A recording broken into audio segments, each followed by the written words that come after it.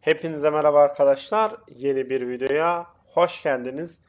Bu videomuzda ben topluluk kısmında bir metin paylaştım. Orada dedim ki Diablo 4 hakkında soru, düşünceleriniz, kafanıza takılan herhangi bir şey varsa veya sormak istediğiniz bir şey varsa alta yorumlara yazın. Ben de bunu video halinde çekerek sizlerle cevaplayayım diye bir metin paylaşmıştım arkadaşlar. Sizler de sağ olun aşağıya yorumlara yazmışsınız, sorularınızı sormuşsunuz. Şimdi bu videomuzda o sorduğunuz soruları cevaplayacağım ve güzel bir seri olduğunu düşünüyorum veya iyi bir seriye başladığımızı düşünüyorum. Çünkü bence bu güzel bir şey. Çünkü çoğu kişinin aklında Diablo ile alakalı olan soruları siz yorumlara yazarsınız. Ben de video halinde sizlerle paylaşırım. Ve bu videonun altına da yine aynı şekilde Diablo 4 ile alakalı sorularınız varsa yazın. Ben sizlere bu şekilde video şeklinde cevaplayayım arkadaşlar. Şimdi kanalıma abone olmayı, videolarımı beğenmeyi unutmayın. Desteklerinizi bekliyorum. Kanala abone olmayanların %80'i abone değil arkadaşlar maalesef. O yüzden abone olursanız sevinirim. 2000 aboneye az kaldı. Bir 2000 abone yapalım size zahmet. Tamam. Şimdi gelelim sorulara. Ben zaten ekrana soruları koyarım. Ona göre de cevaplarını veririm sizlere. O yüzden hızlıca başlayalım. Çünkü soru var bayağı bir. Hemen başlayalım. İlk sorumuz Zafer abi sormuş ki barbarlar ile ilgili bir bilgilendirme gelse güzel olur. Ayrıca kullandığı silahlar ve skill'ler ile ilgili hangi silahlar kullanmalı?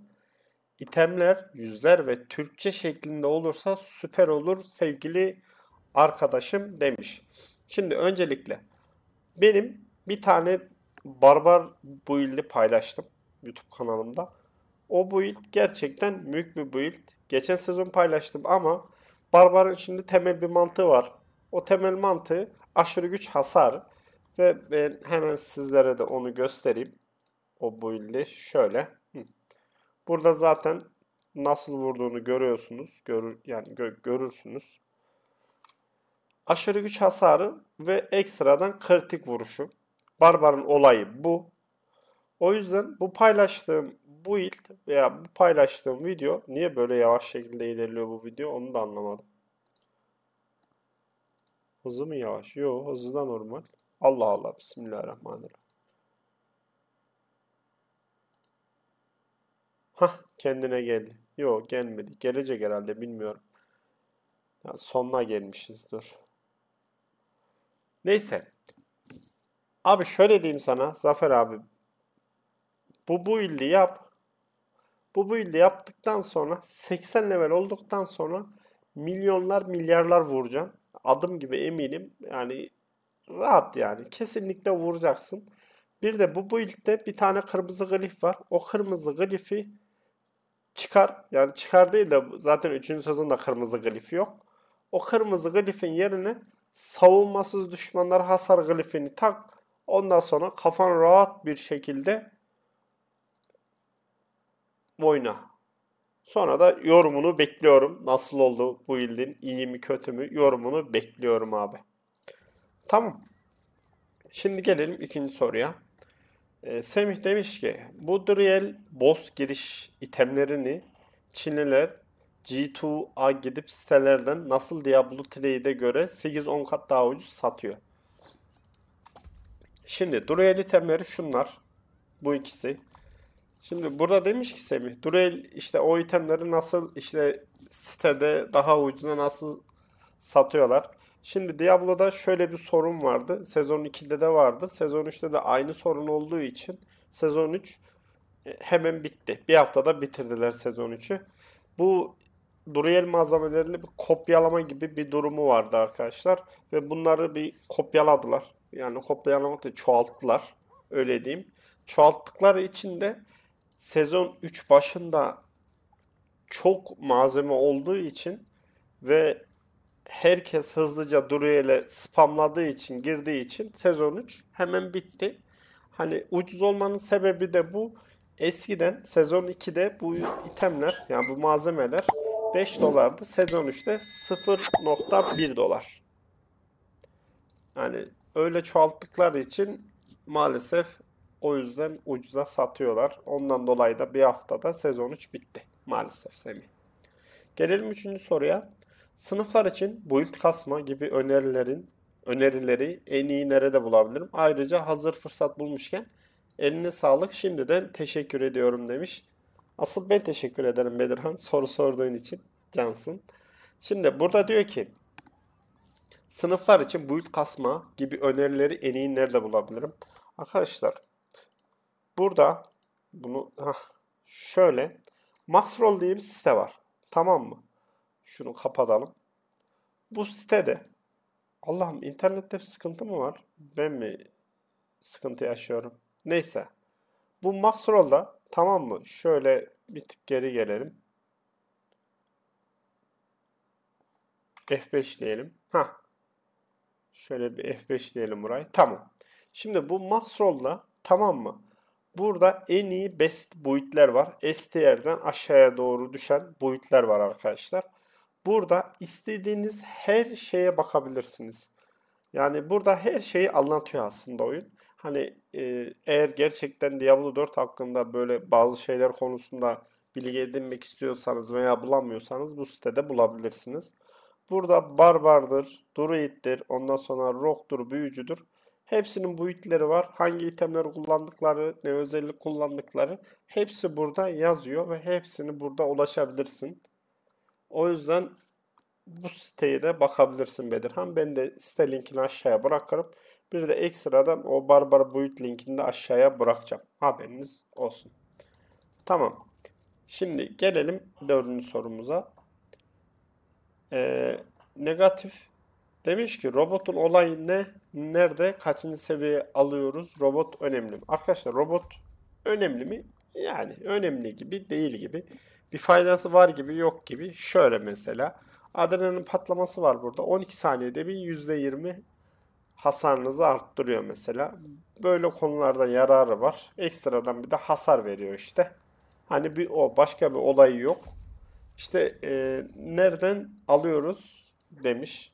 Şöyle Geekul'a geliyorsunuz. Bu robotu almanız için sezon görevini yapmanız lazım. Sezon 3 görevini yapmanız lazım. Bu sezon 3 görevini e, nereden başladığını, nasıl yaptığını şimdi sizlere göstereyim. Bir de sezon karakteri açmanız lazım. Bu da önemli bu arada. Bunu da söylemiş olayım sizlere.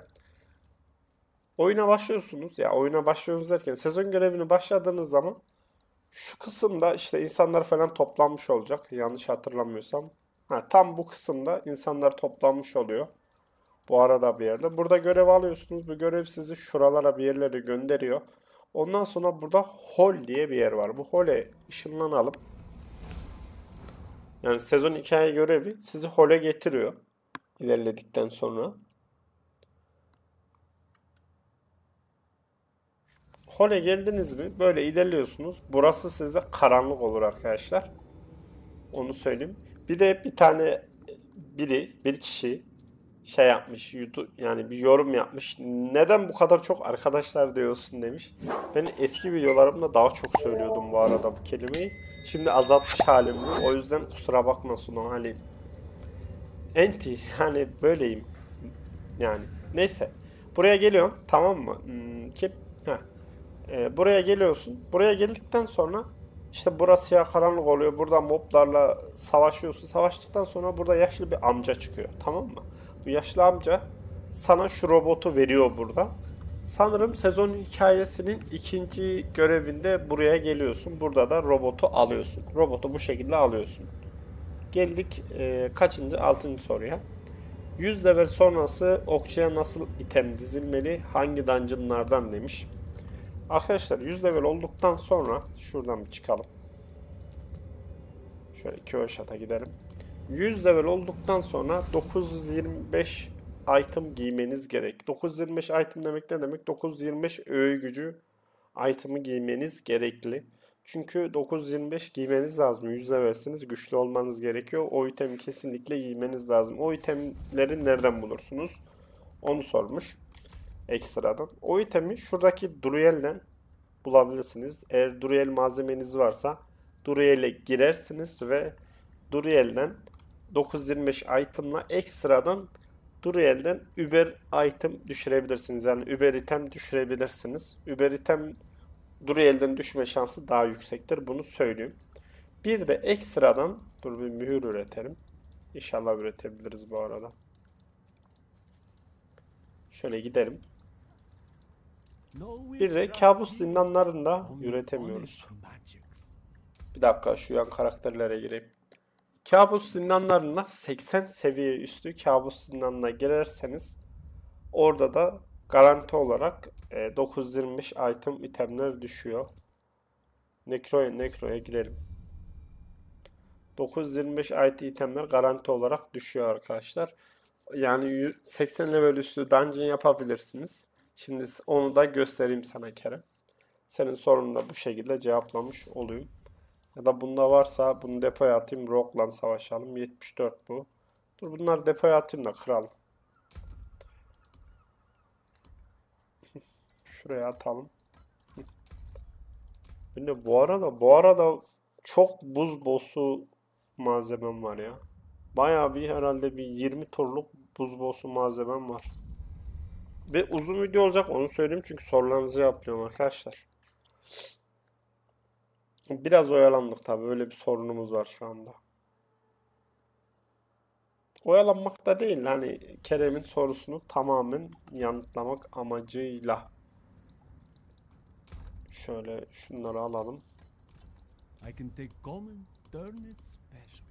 Şurada bir kıralım bunları. Heh, burada şöyle 81-90 kaçıncı kademe 84. Tamam. Şuradan kabus mührünü açalım. Bu arada şöyle bir bilgi vereyim. Arkadaşlar kabus mührü açtığınız zaman taba bastığınız zaman haritada direkt gözükür. Bu zindana tıklarsanız direkt haritanın içine ışınlanabilirsiniz. Yani zindanın içine direkt ışınlanabilirsiniz. Böyle bir bilgi de vermiş olayım sizlere. Yeni başlayan arkadaşlara. Belki bu bilgiyi bilmeyen insanlar da vardır oynayıp da. Çünkü ben de bir sonradan öğrenmiştim bunu. Şimdi girdik buraya. 84. kademe kabus zindanına girdik arkadaşlar.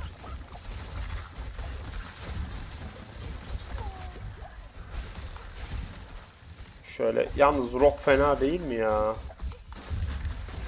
Bir tane item düşebilir mi artık?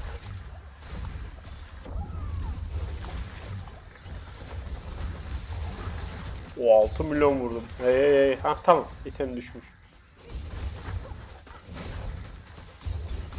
Şöyle devam etmeyelim. Bakın. Bu item direkt 925 öğe gücü. Gördünüz değil mi? 80 level üstü kabus zindanlarına girerseniz direkt 925 item düşürebilirsiniz. Yani illaki gidip Duriel'e girmenize gerek yok. Tamam mı ki? Kim sormuş bunu? Kerem. Buradan iteminizi rahatlıkla tamamlayabilirsiniz. Evet, Halil abim de bir soru sormuş. Abi Diablo 4 ne? Arkadaşlar Diablo 4 ne? Diablo 4 hack and slash oyun modeli. Modeli mi diyeyim, oyun stili mi diyeyim artık siz ne derseniz. Diablo 4'ün amacı şu. Her 2,5 ayda, 3 ayda bir yeni sezon gelir. Her yeni sezonda karakter açarsınız baştan. Ve sezon biter. Yeni sezon gelir. Yine sıfırdan bir karakter açarsınız. Diablo 4 bu. Hani oyunun amacı bu, stili bu, oynanış şekli bu. Hani sürekli bu şekilde bir silsileye giriyor. Hani peki diyeceksiniz ben niye sıfırdan bir karakter açayım, oynayayım? Şöyle bir şey var. Her gelen yeni sezonda farklı şeyler getirdikleri için sanki böyle oyunun yeni başlıyormuş gibi farklı bir oyun oynuyormuş gibi oluyor. Mantık bu. Tabi sezon 3 için konuşmuyorum. Sezon 3'te sadece şu robotu getirdiler. O yüzden bir haftada bitti yani. Neyse devam. Bir de şöyle bir sorumuz var. İtemlere artı basınca farklı item aktarabiliyor muyuz? Aktarabiliyor muyuz o artıyı yoksa itemde kalıyor mu? Veya itemi yok edince malzemelerimiz geri mi geliyor? Böyle bir soru sormuş. Hemen o soruyu da cevaplayayım. Arkadaşlar iteme artı basınca o itemin artısını başka bir iteme aktaramıyoruz maalesef. Şöyle artısını bastım. Tamam mı? Onu aktaramıyoruz. Bir de bu itemi gelip demircide kırdığınız zaman bu demirci size malzeme veriyor. O yüzden malzemelerin hepsini geri vermiyor bu arada. Malzemelerin bir kısmını geri veriyor. Onu da söylemiş olayım. Bu soruyu da böyle cevaplayalım. Mert Özen bir soru sormuş. Yeni sezonda yeni karakter açtığımızda eski karakterdeki itemleri bankaya koyup aktarabiliyor muyuz demiş. Hayır, aktaramıyoruz. Şöyle bir durum var. Sezon bitince karakterimiz ebedi diyara geçiyor. Şöyle göstereyim. Kendimi de şuradan kapatayım. Dur, kendimi de kapatayım hemen şuradan. Şimdi burada ebedi diyar yazıyor. Solda gördüğünüz gibi. Burada da sezonluk yazıyor. Sezon bittikten sonra karakter ebedi diyara geçtiği zaman yeni sezonda biz sıfırdan karakter açtığımız için ebedi diyardaki karakterin hiçbir itemini sezonluk karaktere maalesef aktaramıyoruz. Hani bunu da söylemiş olayım. Bunu da öğrenmiş olduk. Şimdi devam edelim. User User'le biz bayağı bir konuştuk bu arada. Oyun açılmıyor, hata veriyor falan yazmış. En son silip geri yükleyecekti. Düzeldi mi düzelmedi mi bilmiyorum. Yorum da yazmadı. Bir yorum yazarsan sevinirim, hallettim mi diye.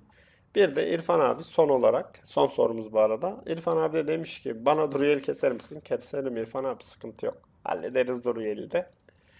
Videomuz bu kadardı. Sorularınızı elimden geldiği şekilde doğru bir şekilde cevap vermeye çalıştım.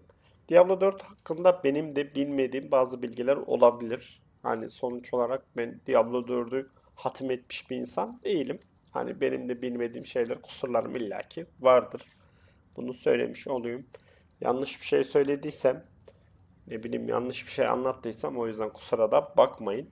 Bu arada bir de Diablo 4'te %35 tecrübe ve altın artışı kazanımı var. Haberiniz olsun. Eğer level kasmak isteyen arkadaşlar varsa şu an tam zamanı, girip level kasabilirler. Bir de şunu söyleyeyim, level kasmak muhabbeti geçtiği için. Burada simyacı var. Bu simyacıdan iksir üretebilirsiniz arkadaşlar. Bu iksir de sizlere %5 tecrübe puanı veriyor. Bunu da şurada istediğim malzemeler var. Dar ağacı sarmaşıyla ısırık yemişim. Bu şu haritada her yerde var arkadaşlar. Alın gelin üretin. Ve bir tane içseniz bu da yaklaşık kaç dakika diyor. Burada yazıyordu zaten. 30 dakika sürüyor. 30 dakika boyunca sürekli bunu aktif edin. Yani şunu içtiniz, bunu da içmeyin. Çünkü e, gerek yok. Ve özelliklere falan bakmayın. Bizim buradaki amacımız sadece %5 tecrübeyi almak. Tamam, bunu da yapın. Dur, kendimi de geri getireyim mi? Bir dakika, kendimi de geri getirmedim. Hı, kendimi de geri getirdim şimdi. Tamam. Videomuz bu kadardı. Kanalıma abone olmayı, videolarımı beğenmeyi unutmayın. Desteklerinizi bekliyorum. Dediğim gibi bu güzel bir seri olabilir. Bu videonun altına sorularınızı, düşüncelerinizi, aklınıza takılan bir şey varsa yazın. Ben aynı bu şekilde video halinde sizlere çekeyim ve sorularınızı yanıtlayayım. Tamam, bu kadar. Kanalıma abone olmayı unutmayın. Desteklerinizi bekliyorum. 2000 abone olalım inşallah. Kendinize çok çok çok çok iyi bakın. Hepinize hayırlı Ramazanlar. Kendinize iyi bakın. Hoşça kalın.